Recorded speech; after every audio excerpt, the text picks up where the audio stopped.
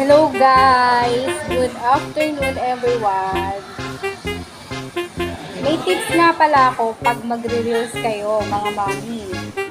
Kung ayaw yung makita yung mukha nyo sa video, pwede nyo gamitin ng helmet. Or nagtatago kayo sa asawa nyo habang mag-reels kayo kasi papagalitan kayo. Kung ano naman ginagawa nyo sa reels. Takpan natin to, yan.